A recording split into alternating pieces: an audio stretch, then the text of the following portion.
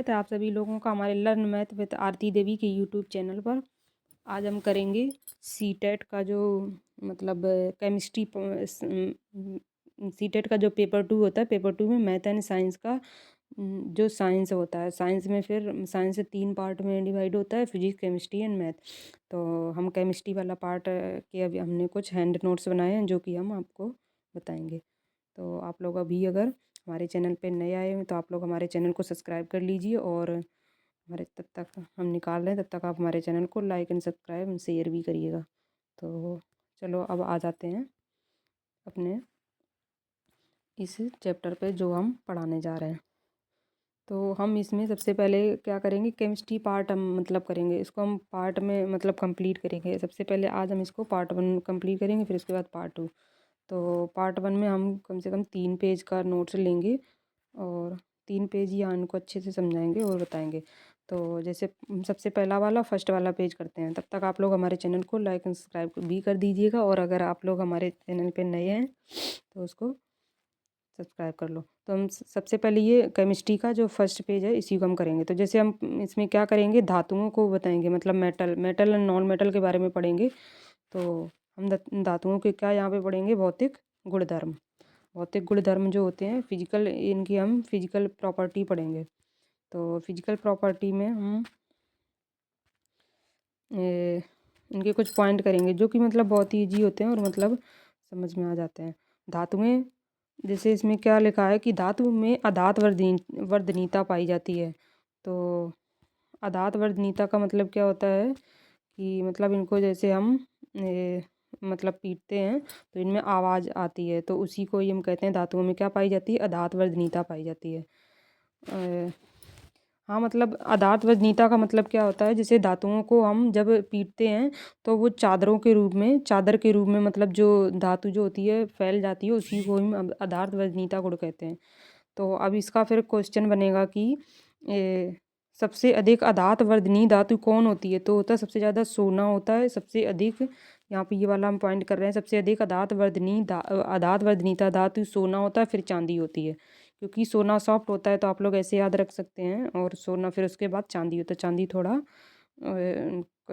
Come compare to gold, मतलब थोड़ा hard होता है। तो इस हिसाब से फिर इसमें अब क्या लिखा है कि मरकरी को परतों में हम नहीं बदल सकते हैं, क्योंकि ये एक अपवाद, क्योंकि मरकरी जो होता है द्रव के रूप में होता है, ये एक अपवाद है। मरकरी को हम परतों में नहीं बदल सकते, तो इसमें अधात वजनीयता का गुण मरकरी में नहीं पाया जाता है। हमने मतलब हिंदी इंग्लिश दोनों में मतलब इन पॉइंट को लिखा है। अब चलेंगे हम ये वाला पॉइंट करेंगे, तन्यता। तन्यता क्या होता है, धातुओं को जब हम किसी भी धातु को तार के रूप में बनाते हैं तो उसको हम वो क्या कहते हैं, तन्यता गुण कहते हैं। धातुओं को तारों के रूप में बदलना ही क्या कहलाता है, हमारा तन्यता कहलाता है। अब इसमें फिर वही चीज़ मतलब पॉइंट एक बनेगा कि सबसे अधिक तन्य धातु कौन होती है, सबसे ज़्यादा होता है सोना और फिर चांदी। सेम होता है, आधार वजनीयता गुण और तन्यता गुण दोनों सेम ही होते हैं इसमें। मतलब सबसे अधिक सोना और चांदी, इसका भी सेम इसमें भी बना था। सबसे अधिक आधार वजनीय धातु कौन होता है, सोना और फिर चांदी। अब इसमें हमने ये दूसरा वाला पॉइंट क्या लिखा हुआ है कि एक्सेप्शन। एक्सेप्शन मतलब अपवाद। अपवाद इसका क्या है, मरकरी। मरकरी इसमें भी था, तो मरकरी में मतलब तन्यता गुण नहीं पाया जाता है। अब उसके बाद हम ये वाला पॉइंट करेंगे, धातु ऊष्मा तथा विद्युत के सबसे अच्छे चालक होते हैं। सबसे अच्छे चालक ये फ्री इलेक्ट्रॉन के कारण होते हैं। जैसे ये वाला क्वेश्चन एक टाइप का बन सकता है कि धातु ऊष्मा तथा विद्युत के सबसे अच्छे चालक होते हैं, लेकिन अगर ये पूछा जाए कि चालक ये किनके कारण होते हैं, सबसे अच्छी चालकता किसके कारण होती है, तो फिर ये वाला फिर आंसर आपका सही रहेगा, फ्री इलेक्ट्रॉन के कारण। तो आप लोग उसको क्या टिक करेंगे, फ्री इलेक्ट्रॉन के कारण होती है सबसे अच्छी चालकता। फिर उसके बाद अब ये चालकता, चालकता की डेफिनीशन यहाँ पे आपको मतलब बतानी है, बता रहे हैं हम। मुक्त इलेक्ट्रॉन होने के कारण धातुएं विद्युत और ऊष्मा की सबसे अच्छी, क्योंकि इसमें मुक्त इलेक्ट्रॉन होते हैं, तो मुक्त इलेक्ट्रॉन होने के कारण ही ये धातुएं विद्युत तथा ऊष्मा की सबसे अच्छी क्या होती हैं, सुचालक होती हैं। तो ये इसकी एक रिएक्शन मतलब दी हुई है, जैसे मेटल एम मतलब मेटल, और जब इसकी रिएक्शन होगी तो एम प्लस धनायन ये देता है। फिर इसके बाद इलेक्ट्रॉन, इलेक्ट्रॉन का भी इस यहाँ पे वो मतलब निकलते हैं। तो क्या हो जाएगा, एम और रिएक्शन मतलब, फिर उसके बाद हो जाएगा क्या, एम प्लस और इलेक्ट्रॉन माइनस। फिर उसके बाद अब हम कौन कौन करेंगे, सॉरी अगला पेज करेंगे। तो अगला पेज में हम क्या करेंगे, सेकंड वाला पेज। तो इसमें फिर उसके बाद है सबसे अच्छी चालकता चांदी में होती है। मतलब ये वाला एक भी क्वेश्चन बनता है कि सबसे अच्छी चालकता जैसे पूछी जाए किस में होती है तो चांदी में। सबसे खराब चालकता पूछी जाए या कुछ चालक धातु कौन होती है तो कौन होता है, वो लेड होता है, लेड, पीबी जिसको बोलते हैं। चांदी विद्युत और ऊष्मा की सबसे अच्छी स्वचालक धातु, मतलब सबसे अच्छी चालकता अगर पूछी जाए तो किस में होती है, चांदी में होती है। कठोरता, अब कठोरता पढ़ेंगे।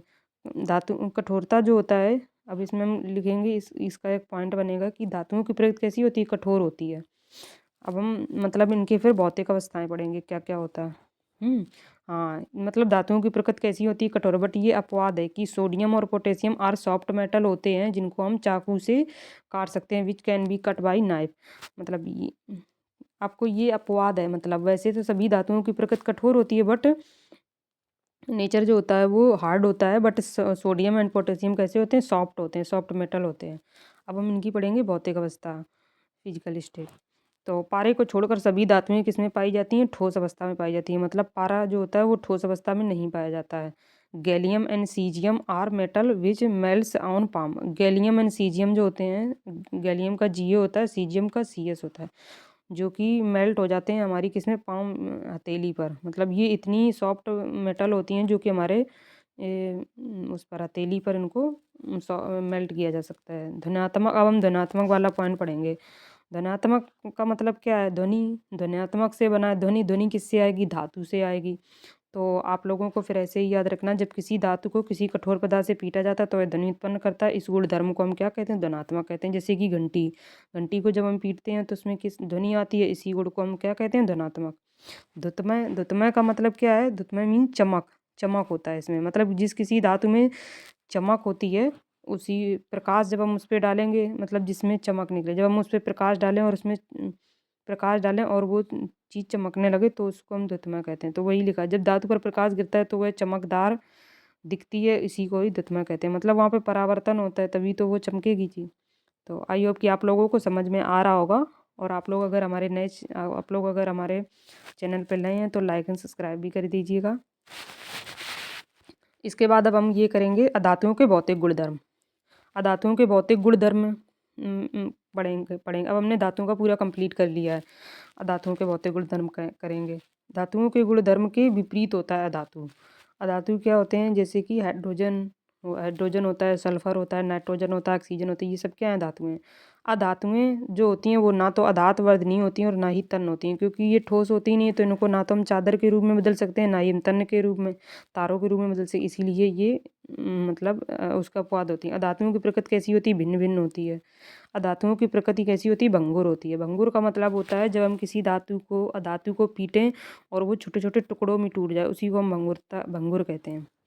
ठीक है, तो इसीलिए यहाँ पे ये लिखा हुआ है कि धातुओं की प्रकृति कैसी होती है, भंगुर। भंगुर, आई होप कि आप लोगों को ये पॉइंट समझ में आ गया होगा। भंगुर का मतलब होता है जब किसी यही लिखा भी है, फिर हमने ये पॉइंट लिखा हुआ है कि भंगुरता क्या होता है, जब किसी पदार्थ को हथौड़े से पीटा जाता है तो वह चूर चूर हो जाता है, इसी को हम क्या कहते हैं, भंगुरता कहते हैं।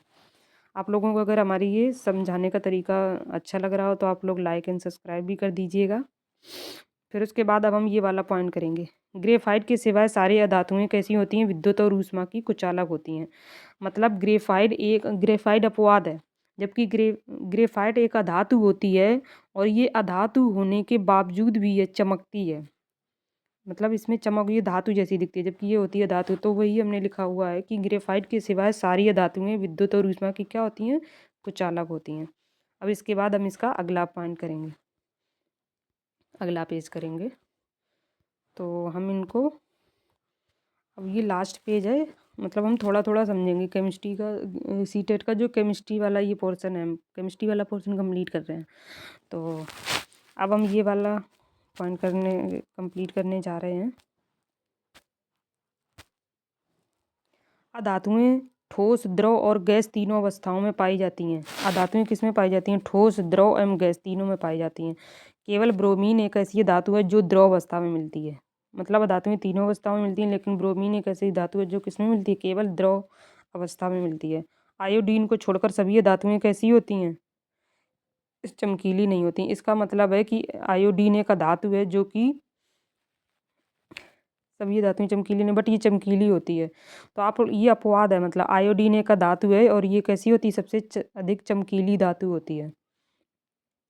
और अधातुओं कैसी होती हैं, धनात्मक नहीं होती हैं। धनात्मक क्यों नहीं होती हैं? क्योंकि अधातुएं जो होती हैं ठोस में पाई नहीं जाती हैं। जब ये ठोस में नहीं होंगी तो फिर इनमें मतलब जब हम इनको हथौड़े से पीटेंगे या कुछ उन पे हम वार करेंगे तो फिर उसमें कोई आवाज़ नहीं आएगी। जो आवाज़ नहीं आएगी तो ध्वनि उत्पन्न नहीं होगी। तो इसीलिए फिर यहाँ पे कहा गया कि धातुएं धनात्मक नहीं होती हैं। अधातुओं की प्रकृति कैसी होती है, मृदु होती है। तो मृदु कैसे आप याद रखेंगे, मृदु ऐसे होगी क्योंकि अधातुओं की प्रकृति ज़्यादातर मतलब ठोस तो होती नहीं, क्योंकि सारी धातुएं जो होती हैं वो ठोस होती हैं। तो सारी धातुएं कैसी होती हैं, ठोस होती हैं। तो हाँ, अरे सॉरी, धातुएं जो होती हैं ठोस होती हैं। तो फिर जब जब ये ठोस होंगी नहीं तो इसलिए इनका गुण कैसा होगा, मृदु वाला होगा। इसीलिए यहाँ पे लिखा है। तो आप लोगों को अब समझ में आ गया होगा कि धातुओं की प्रकृति कैसी होती है, मृदु होती है। और धातुओं की अगर पूछी जाए तो इसका उल्टा होगा, जस्ट कठोर होती है। धातुओं और अधातुओं के गुणधर्म, अब हमको रासायनिक गुणधर्म पढ़ने हैं धातुओं और धातुओं के। तो अब हम धातुओं और अधातुओं की ऑक्सीजन के साथ क्रिया कराएंगे, फिर देखेंगे क्या आएगा। तो ऑक्सीजन के साथ अब हम धातु वाला कर रहे हैं। जैसे धातु की क्रिया मेटल की अगर हम ऑक्सीजन से क्रिया कराएंगे तो हमें क्या बनेगा, मेटल ऑक्साइड बनेगा। और आपको ये याद रखना होगा, मेटल ऑक्साइड मतलब जो धातुओं के ऑक्साइड होते हैं वो कैसे होते हैं, क्षारीय होते हैं। धातुओं के ऑक्साइड कैसे होते हैं, क्षारीय होते हैं। और आप अब आपको धातुओं के ऑक्साइड कैसे होते हैं, क्षारीय। तो फिर ये एक भी पॉइंट बनता है कि ये लाल लिटमस को, जैसे हमने यहाँ पे ये लिखा हुआ है कि ये लाल लिटमस को नीला कर देते हैं। तो क्षार क्षार प्रकृति मतलब जैसे लिटमस पेपर जो होता है, लिटमस पेपर सबसे पहले हम देखेंगे कि लिटमस का कलर कैसा होता है। लिटमस पेपर जो होते हैं, हाँ, लिटमस पेपर का कलर कलर जो होता है वो कैसा होता है, बैगनी कलर का होता है। लिटमस पेपर का कलर कैसा होता है, बैगनी कलर का होता है। तो लिटमस पेपर को जब हम क्षार में डालेंगे, तो ये कैसा होता है,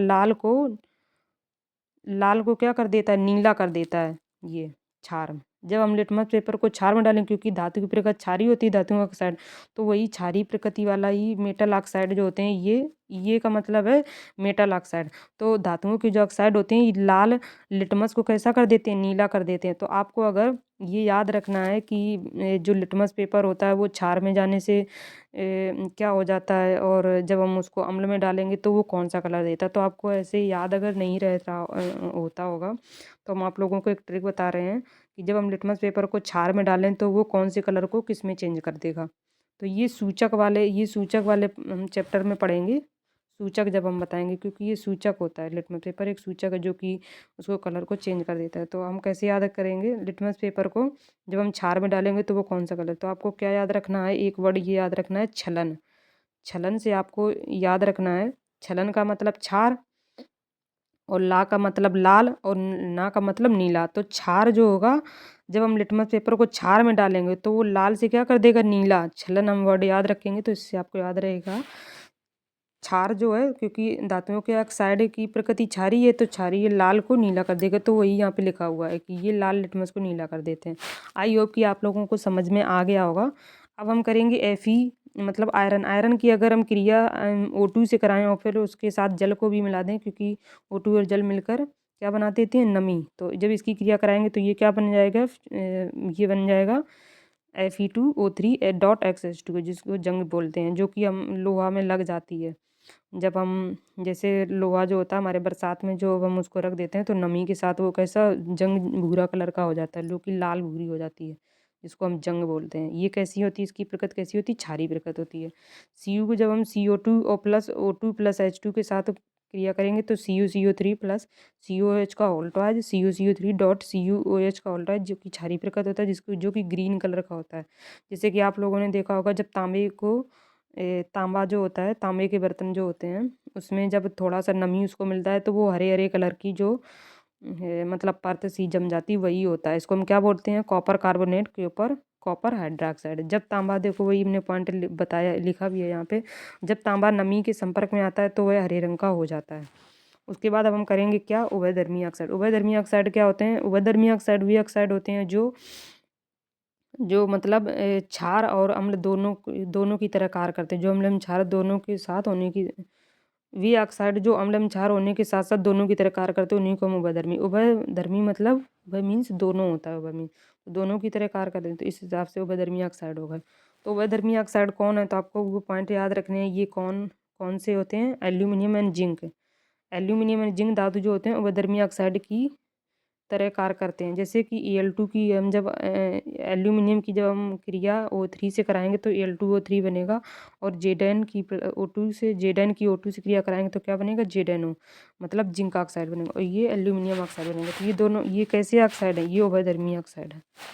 तो हमने 3 चैप्टर को कंप्लीट कर दिया है, मतलब तीन ही हमने, हाँ शायद पार्ट लिए हैं, थोड़ा थोड़ा करेंगे। ये केमिस्ट्री के 3 पार्ट को हमने कंप्लीट कर दिया। आई होप कि आप लोगों की समझ में आ गया होगा। अगर आपको ये सीटेट का जो केमिस्ट्री वाला पार्ट 1 जो हमने कंप्लीट किया, आप लोगों को अगर ये अच्छा लगा हो तो आप लोग लाइक एंड सब्सक्राइब भी कर दीजिएगा। Thank you. जय हिंद, जय भारत।